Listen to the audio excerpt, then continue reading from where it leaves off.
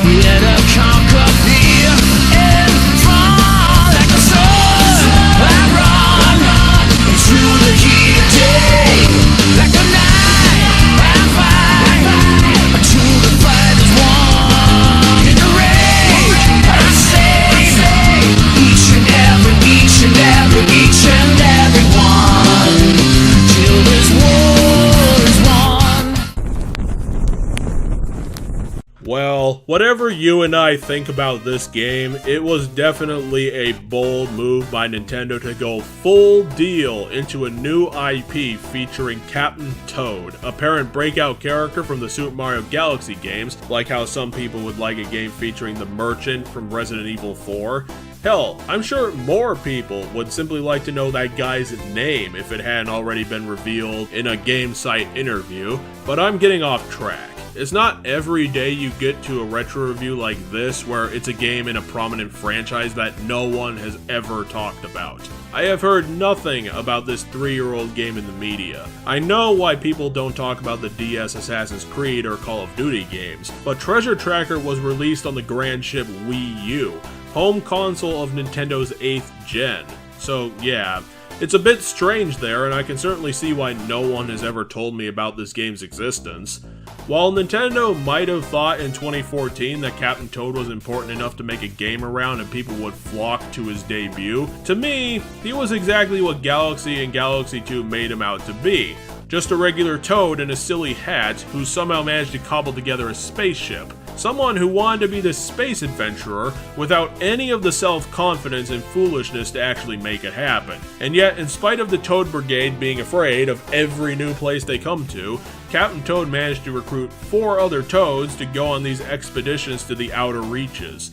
I have no idea why, but this is a silent character game, so who could know why he does this?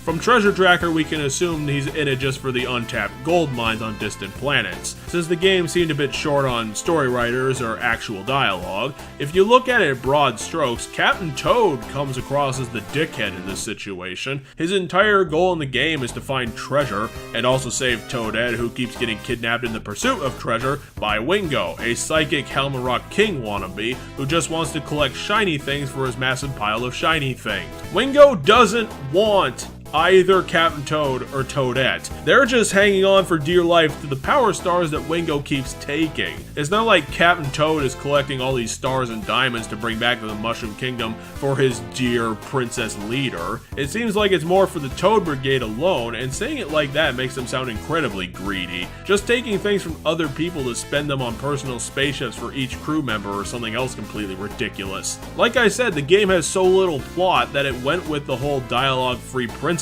rescue plot again, but since Wingo isn't even trying to capture Toadette, she just stupidly hangs on to power stars Wingo keeps taking from Captain Toad. What else could this cutscene type thing look like in a grand scheme of things? The Wario motivation, and also a cheap framing device for what the game is mostly about, fix perspective puzzles. Just like how Nintendo thought it was a good idea to bet on Captain Toad to be their new mascot. They also thought that the player's favorite part of Super Mario 3D World was those little Captain Toad levels that you had to do since they had the most green stars in them. It's the exact same idea lifted from 3D World. You get a cube-shaped island and have to navigate a Toad who can't run or jump through doors and ramps to grab collectibles. To be fair, the gameplay has been expanded greatly from Super Mario 3D World into this full game, but it's the same concept. Explore the island to find diamonds and eventually the Power Star. The diamonds are well hidden in the maps and will take some legitimate puzzling logic to figure out where all of them are, from the fact that Captain Toad has no ability to jump. It's a fun sort of challenge, mostly coming from the hurdles the game makes you have to jump through to get them. Periodically, throughout the game's levels, they will start having gates based on how many diamonds you collected, so you are required to grab these things. It's this new, irritating idea that Nintendo games seem to have in order to make the Dragon Coin knockoffs feel like they're actually important to the player. Whatever, if the game didn't have them, then it would be boring connect-the-dot puzzles between Captain Toad and the stars. So if the gameplay works and it is at least able to hold interest, interest, does the game get a recommendation from me? Well, no, obviously not. It's because the whole cube island puzzle thing is literally the only idea this game has to bring to the table. There's no multiplayer mode, there's basically no extra content, this is it. So if this whole spinning around the island and looking for shiny things bit doesn't look all that fun, then just put this game out of your memory. It doesn't get any better than this. What makes this whole thing worse is just how lazily designed the game is put together. All of the ideas for level design are found in the masterpiece of Super Mario 3D World. I swear it has to be damn near all of the ideas, that it isn't an actual fact. I don't know how long this game took to make between the levels being copy-pasted, the music being lifted wholesale from 3D World, the gameplay being this one-note scavenger hunt thing, and that main game only has 64 of these things to offer. When I was playing this game, I was almost in disbelief when I got done with the first part, since the game had that beginning intro where Wingo stole Toadette, it progressed through a bunch of levels, and ended at what looked like to be a final boss type thing, where we got Toadette and stole Wingo's treasure pile, and then hit a credits roll like this was an MGS5 level. But like Phantom Pain, the game kept going after that.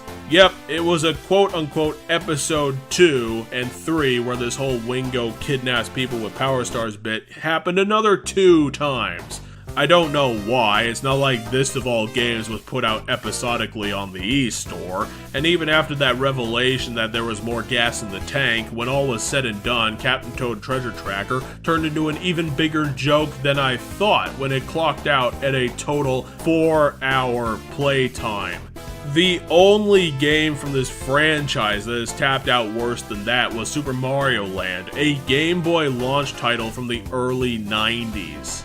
This game is just bizarre, and it got weirder from there because there was also bonus content included if the player had a saved game of 3D World on the drive, where you were treated to some factual copy-paste of levels from Super Mario 3D World that Captain Toad could run through, which is simply pathetic, because Captain Toad has none of the jumping ability or power-ups that made 3D World such a joy to platform through, and it feels like a museum piece dedicated to the greatness of a completely different game.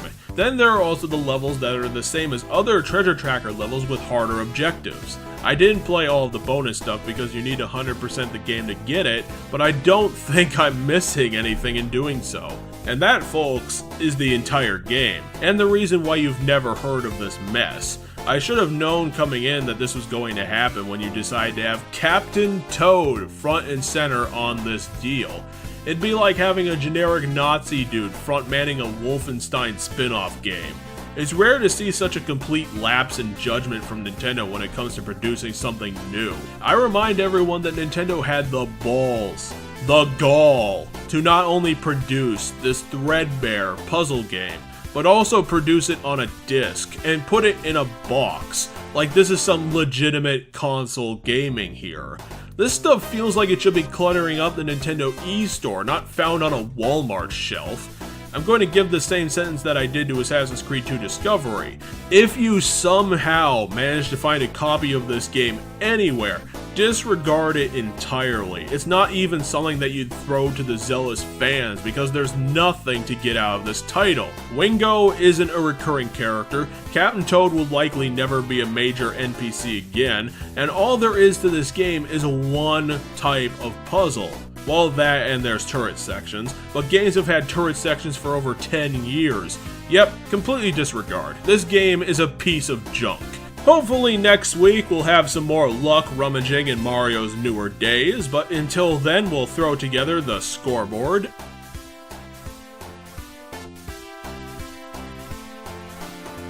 and wish you all a victory for gamers. Thanks for watching.